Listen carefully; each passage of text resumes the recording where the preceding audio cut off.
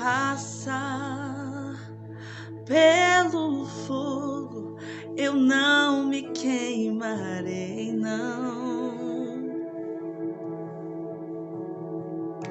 E se eu passar pelas águas, eu não me afogarei, não. Tu estarás comigo, tu estás comigo. Tu és meu Deus, o meu Senhor, a minha salvação.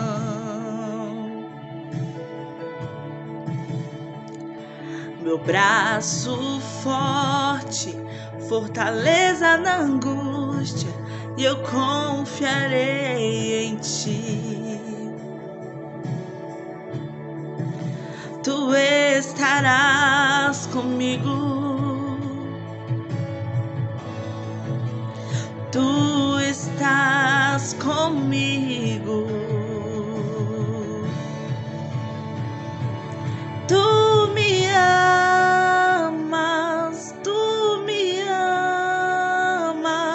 e eu sei, e não abres mão de mim.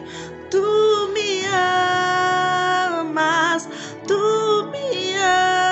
amas, e eu sei, a minha alma sabe bem, e eu sei, me sustentas, e eu sei, me conheces. Tu és meu Deus, o meu Senhor, a minha salvação.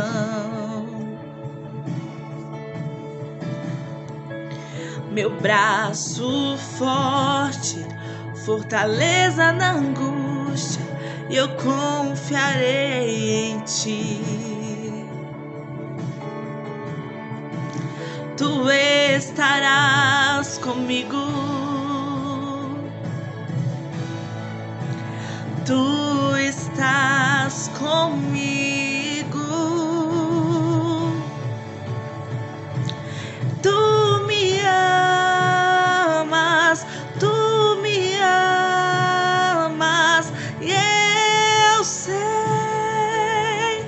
que não abres mão de mim. Tu me amas,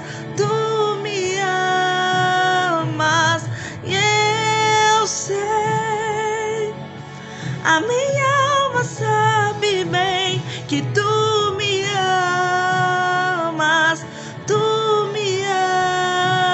amas, e eu sei que não abres mão de mim. Tu me amas,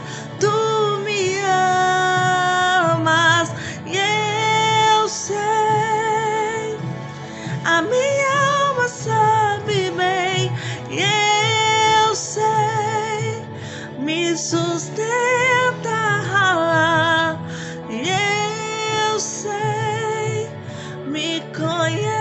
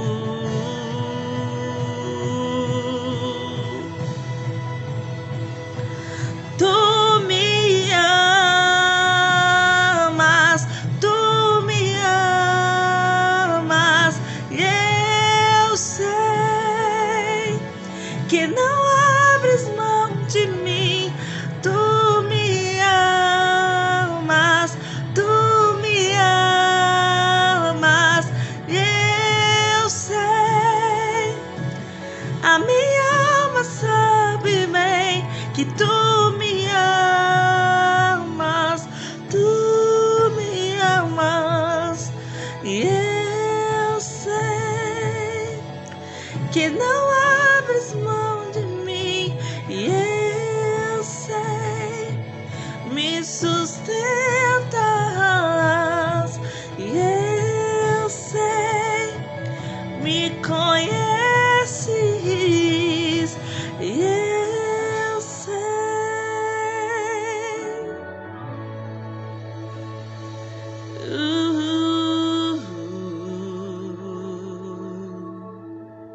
Amém. Graça e paz, olá para todos, seja muito bem-vindo a mais uma Quarta com o Pai. Eu desejo que a sua semana esteja sendo uma bênção. Eu rogo a Deus para que o Senhor abençoe a tua casa, a tua família e tudo o que você fará. Nessa noite nós vamos dedicar um tempo para falar sobre o tempo. Tempo esse que nos dias atuais tem se mostrado tão significativo. Não que nos outros tempos o tempo não seja significativo, mas os nossos dias têm demonstrado a necessidade de fazermos reflexões sobre como temos utilizado o nosso tempo, o tempo que o Senhor nos condiciona aqui na Terra, juntamente com os nossos parentes, com os nossos filhos, filhas, cônjuges, amigos, enfim. O que temos feito deste tempo, como nós temos administrado em nossa vida esta condição de temporalidade. Mas antes eu quero lembrar a você que aos domingos pela manhã, às 9 horas da manhã, nós temos a nossa EBD, com um culto maravilhoso e logo após o culto com estudo. O próximo estudo será com o Elias, que trará um estudo maravilhoso a respeito do pregador do monte, que é Jesus Cristo, apresentando ele como o mestre maravilhoso, que traz consigo ensinamentos super, hiper significativos. Inclusive é uma grande reflexão, né, que quando nós nos deparamos com os ensinamentos de Jesus, não há outra alternativa a não ser não somente seguir esses ensinamentos, mas aplicar esses ensinamentos. Então acompanhe a EBD, e à noite nós temos o nosso culto, o culto evangelístico, o culto mais conhecido como culto noturno, né? Culto de celebração ao nosso maravilhoso Deus. Vamos orar, pedindo a Deus para que nos abençoe na meditação desta palavra desta noite. Vamos orar.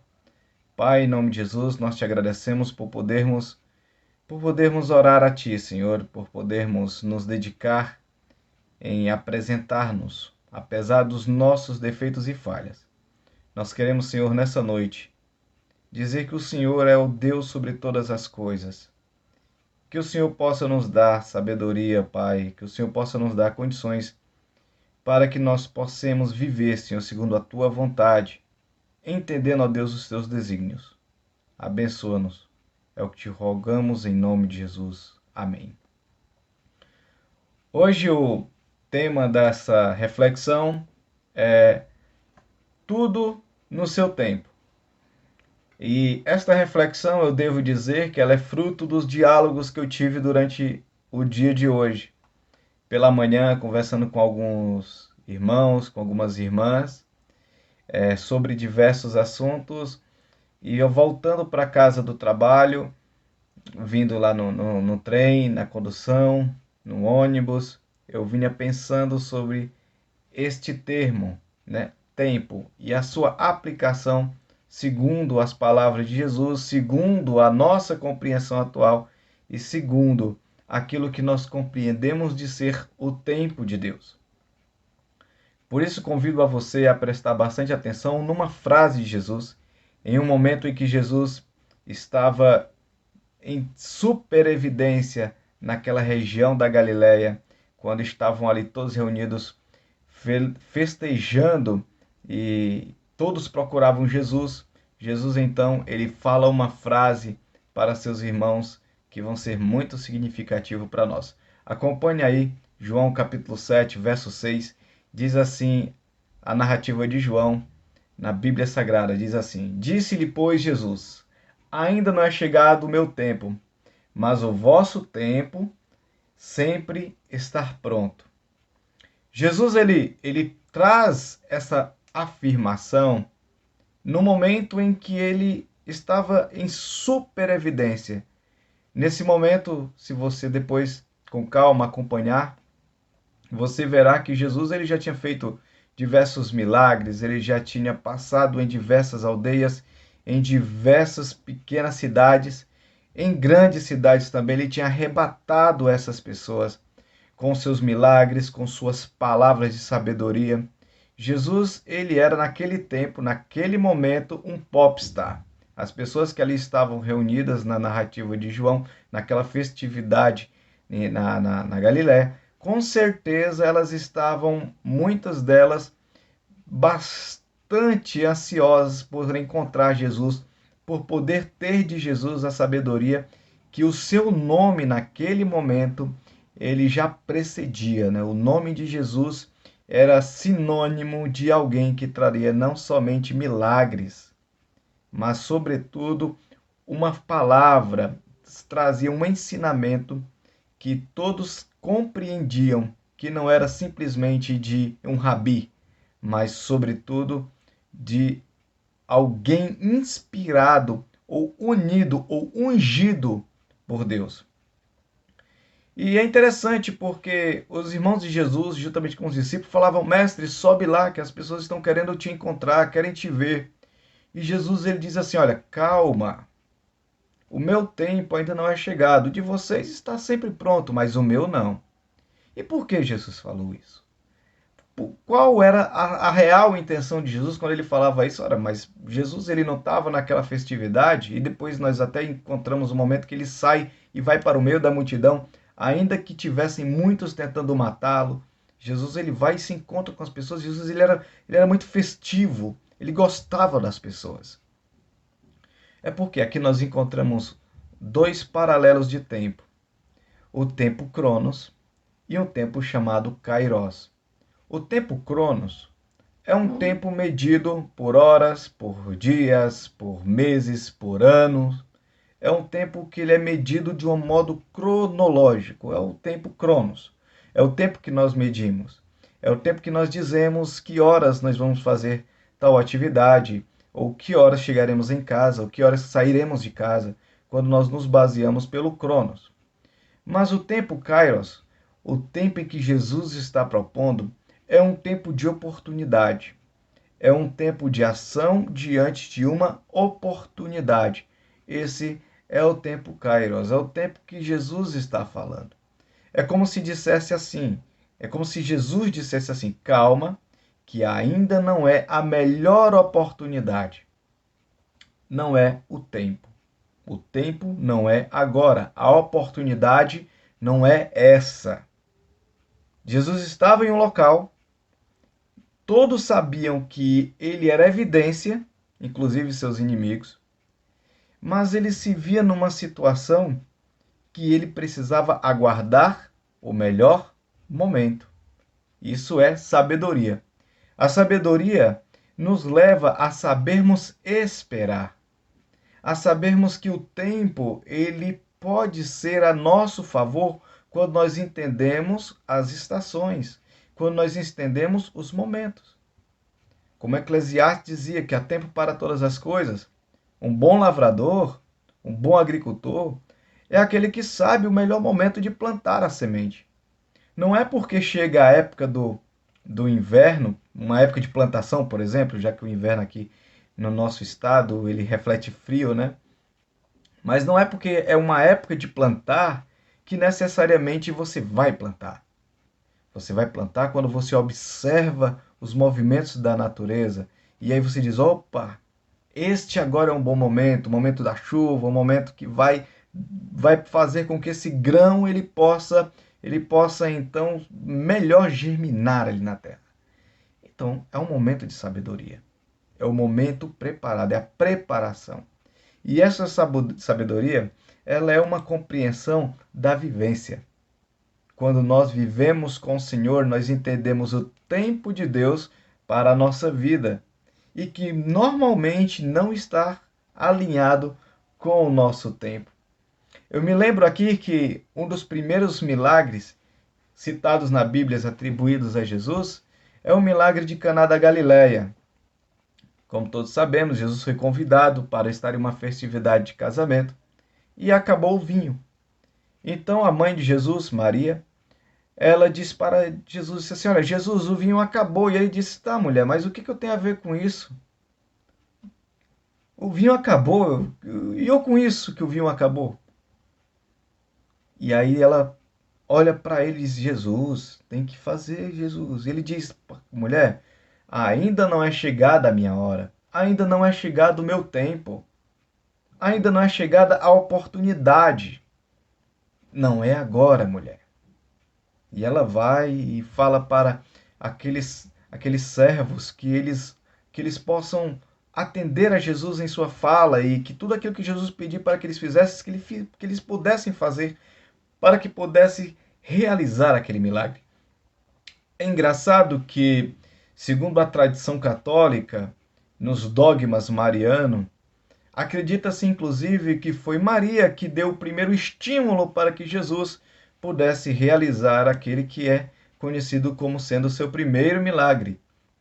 Ou seja, se Maria não tivesse feito aquilo, Jesus não teria feito o milagre. Mas é uma atribuição católica e não é sobre isso que eu quero falar aqui nessa noite. O que eu quero falar é a respeito do tempo. Maria não estava no tempo de Jesus. Maria estava no tempo Kairos. Maria estava no tempo que ela estava preocupada com aquela ação de que tinha acabado o vinho naquela festa.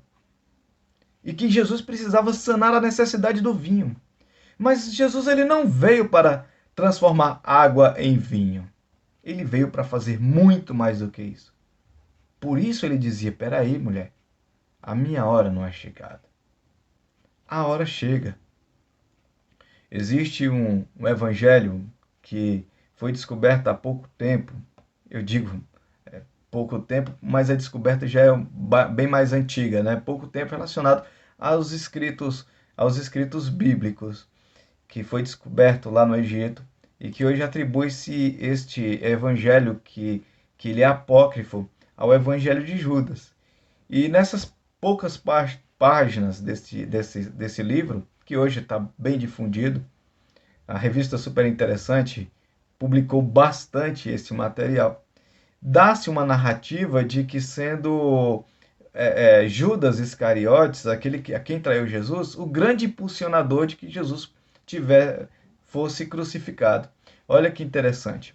É como se, através das ações de Judas, Jesus tivesse sido crucificado. Ou seja, Judas ajudou Jesus, porque talvez Jesus estava sem coragem, né? Precisou de um empurrãozinho ali para ser crucificado, para se entregar por nós. E não é isso, né? A gente não defende esta fala. Cristo se entregou por nós, ainda que nós sejamos todos pecadores e não merecemos esse sacrifício perfeito. Ele fez isso por vontade. Ele fez isso de boa vontade, de bom grado, de voluntariedade. O Senhor fez isso. Por isso é um sacrifício perfeito. Não é uma obrigação. A obrigação não é sacrifício, é obrigação. O que Jesus, ele inclusive ensina-nos, é que nós devemos servir com gratidão e voluntariedade e nunca sendo obrigado a fazer tais coisas. Mas este momento onde Jesus na cruz, ele diz, Pai, está consumado. Este tempo, esta ação está consumada, este momento está consumado e agora será uma nova relação, um novo relacionamento, todos nós unidos em Ti através desta ação de sacrifício.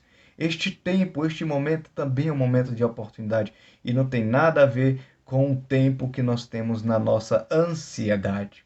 E sabe, irmãos, é engraçado que durante o tempo, aproximadamente há 2 anos e meio, eu descobri que eu sofria de um transtorno que ele é chamado de síndrome do pensamento acelerado, né? Com certeza, quem estuda psicologia pode falar muito melhor do que eu sobre esse aspecto da mente. E como é que funciona essa síndrome? Se trata de pessoas que utilizam a sua mente o dia inteiro e não conseguiam ou não conseguem descansar. Sabe quando você deita na sua cama e os pensamentos eles vêm à mente e você não consegue dormir porque a mente parece que não se cala de forma alguma? Pois é. Isso o Cury ele interpretou e publicou como sendo uma síndrome de um pensamento acelerado, onde este pensamento ele não consegue ter descanso. De um modo mais simples explicando isso. Isso também acontece conosco quando gera a famosa ansiedade. E todos nós somos muito ansiosos. Então esse é o primeiro ponto aqui, essa nossa primeira parada nessa reflexão. No tempo em que temos, o que temos feito com este tempo? Será que nós não estamos nos exigindo demais com o tempo em que temos? Será que não é hora de nós pisarmos no freio em vez de o acelerador? Porque parece que 24 horas não tem mais a mesma durabilidade que as 24 horas tinham quando os nossos pais tinham a nossa idade. Parece que o tempo era mais devagar do que hoje. Até quem diga assim, olha, isso é para se cumprir as escrituras, que diz que nos últimos dias os tempos são abreviados, porque se fosse assim, nem os eleitos aguentariam o tamanho seriam as ações do inimigo. Até pode ser, é verdade. Mas o fato é que nós estamos tão ocupados nos dias atuais com tantas coisas que nós não temos mais tempo de qualidade para podermos parar, respirar e pensar. Sobretudo pensar, sobretudo meditar. E quando eu falo de meditação, eu não estou aqui falando de meditação do Zen budismo, né? Uma meditação transcendental, não é isso. Mas quanto do seu tempo que Deus te dá, você tem conseguido com qualidade parar para curtir a sua família, para curtir o seu relacionamento com o seu esposo, com a sua esposa, parar para ouvir o seu filho. É engraçado que eu cheguei agora há pouco em casa e enquanto eu falava com a Adriana, o Miguel falava assim: fala comigo, papai. Fala comigo, agora é minha vez. E eu dizia: filho, eu vou falar com você, mas depois que eu terminar de falar com a mamãe. Tá, então agora é minha vez, agora você fala comigo. É a urgência. A urgência como se não existisse o amanhã. E talvez de fato nem haja. Para nós, enquanto seres viventes aqui na Terra, porque nós em Cristo Jesus vivemos para sempre. Mas é o momento de nós pararmos, tomar um pouco de água, respirarmos, porque o nosso Deus nos ensina assim. Ele nos ensina dessa maneira. Os ensinamentos de Jesus são dessa forma. Jesus, quando traz essa reflexão para nós sobre os dias vindouros, uma das suas primeiras ações é trazer uma realidade em relação ao tempo e ao espaço em que vivemos. Se você observar o que ele diz lá em Mateus, capítulo 6, versos 33 e 34, ele diz assim, olha, mas buscai primeiro o reino de Deus e a sua justiça, e todas estas coisas vos serão acrescentadas. Não vos inquieteis, pois, pelo dia de amanhã, porque o dia de amanhã cuidará de si mesmo. Basta a cada dia o seu próprio mal. Existe um pensamento que até hoje eu não sei de fato quem o falou, mas ele é atribuído ao budismo, inclusive, que diz que o homem ele trabalha a vida inteira buscando ter recursos para ter condições de ter dinheiro, de pagar bom plano de saúde, ter condições de comprar seus medicamentos. E em determinado momento da vida ele gasta toda a sua fortuna para comprar esses medicamentos e pagar esses planos de saúde. Porque para ele a saúde simbolizava os medicamentos, simbolizava ter um bom plano de saúde, simbolizava ter o recurso que ele julgava proporcionar a ele uma melhor qualidade de vida. Mas Jesus ele diz assim, olha, antes de todas as coisas, busca o reino de Deus. Deixa eu compartilhar uma coisa com vocês. Eu excluí a minha conta do Facebook já faz uns 3, 4 semanas. E o que me levou a fazer isso? Eu estava acordando pela manhã, normalmente eu acordo às 5 da manhã, também um horário de oração. E antes de começar a orar, de agradecer a Deus pelo dia que Ele estava me proporcionando, eu estava abrindo a página do Facebook. Era uma coisa automática, eu abri o celular, olhava a hora e já começava o Facebook. E algumas vezes eu perdi o tempo de orar para me dedicar ao Facebook. Quando eu me senti não tendo controle sobre aqueles autos, eu falei, eu vou acabar com isso já. E cancelei a conta. Isso não pode me atrapalhar. É o momento que eu tenho. É o momento que eu tenho sozinho com o Senhor. A Adriana está dormindo, o Miguel está dormindo nesse horário, então é um momento ali, ó, calmaria. Onde mesmo após acordar, é o momento que eu tenho da minha intimidade com o Mestre. E o nosso tempo, quanto nós temos gastado em relação a isso? E aí quando Jesus diz, buscai primeiro o reino de Deus e a sua justiça. Busca isso em primeiro lugar. Busca o relacionamento com o Senhor em primeiro lugar. E todas as tuas coisas serão acrescentadas. Não está aqui dizendo que você vai, sei lá, ganhar na Mega Sena sem jogar, um exemplo, né? Ou vai ser um baita do emprego. Nossa, você vai mostrar o Deus na sua vida pela prosperidade financeira que Ele te der. Não é isso, não. Prosperidade é você ter paz e alegria no Espírito Santo. A paz que o Senhor te dá te faz próspero nele. Quantas pessoas vivem com vários recursos financeiros, mas não têm paz? Quantas pessoas neste momento, por qualquer que seja a razão, estão sem paz em seu coração? Quantas pessoas não vivem casamentos devastados, filhos nas drogas, coisas que tudo que eles gostariam é de ter paz em meio a essas tribulações. E nós estamos ainda achando que a prosperidade é dinheiro. Não é não. Não é não. Nunca foi. Por isso que ele dizia, não ajuntem tesouros na terra, onde a traça consome, onde o ladrão rouba, mas junta no céu, porque lá está guardado. E aí ele pergunta, onde é que está o seu tesouro, querido? Porque eu digo, onde é que está o seu coração? Ou você ama a Deus, ou ama a Mamon, que é uma representatividade das riquezas do mundo. Tempo. Tempo é, sem dúvida alguma, um dos maiores presentes que o Senhor nos dá, seja de modo cronos, seja de modo kairos.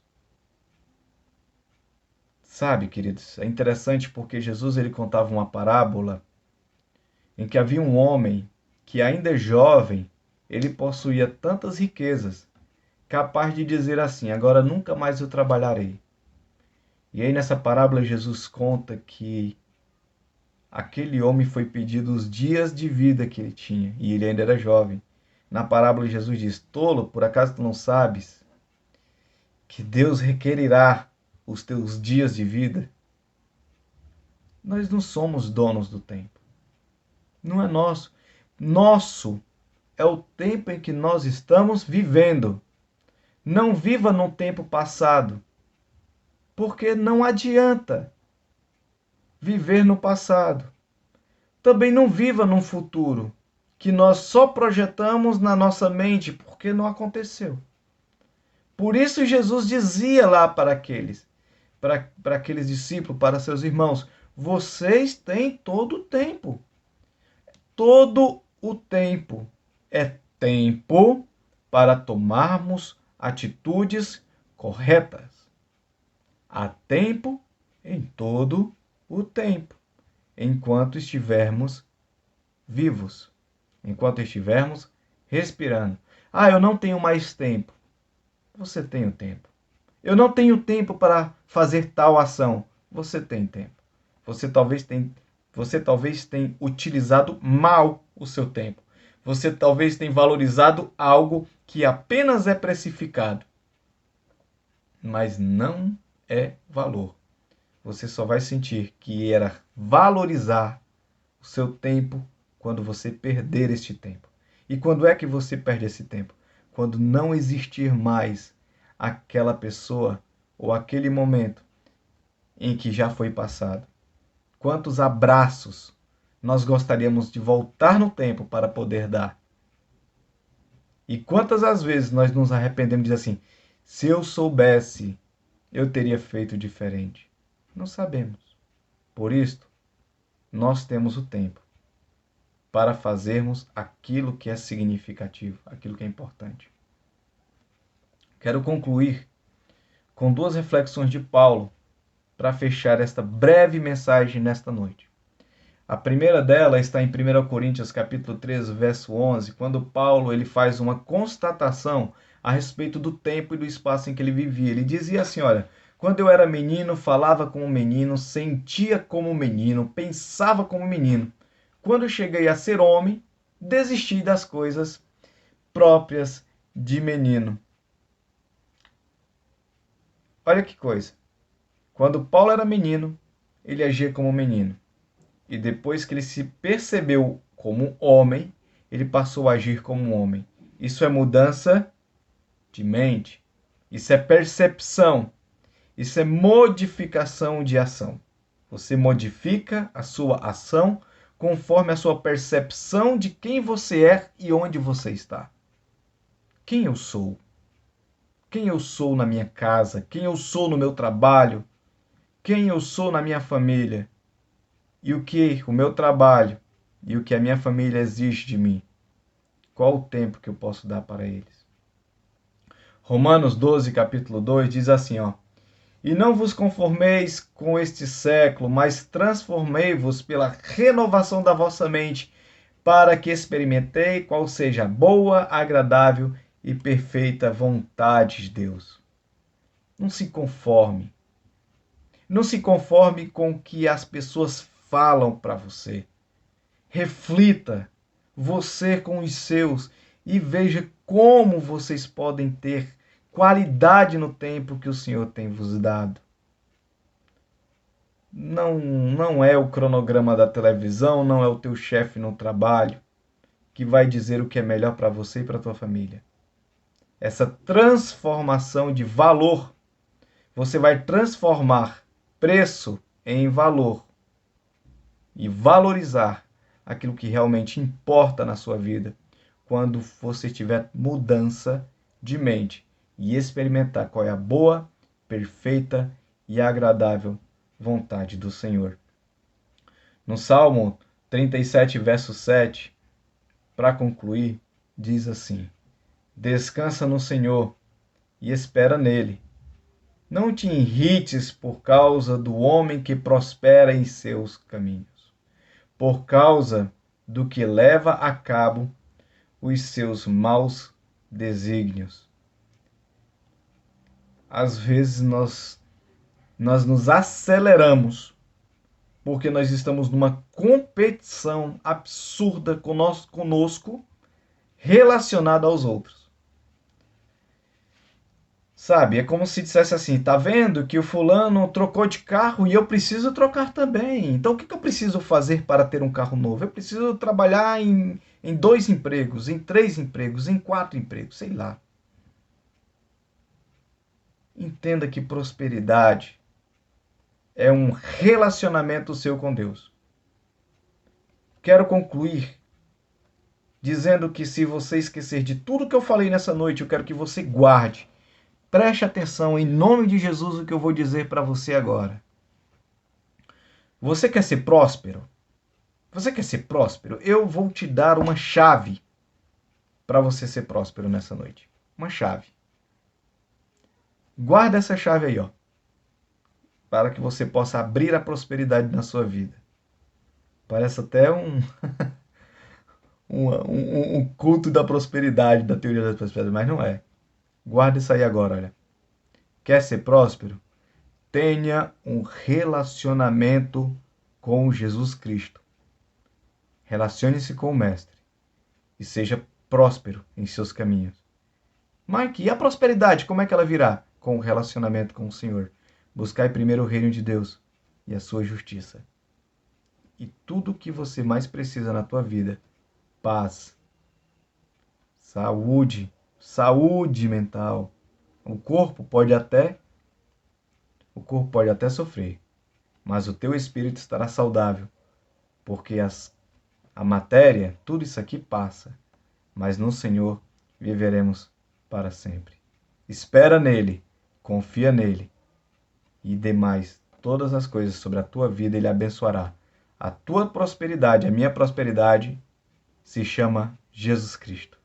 Que Deus te abençoe, que você seja próspero no Senhor Jesus. E em nome de Jesus, que você tenha na tua vida, na tua família, saúde e paz no Senhor. Que Deus te abençoe. E até a próxima.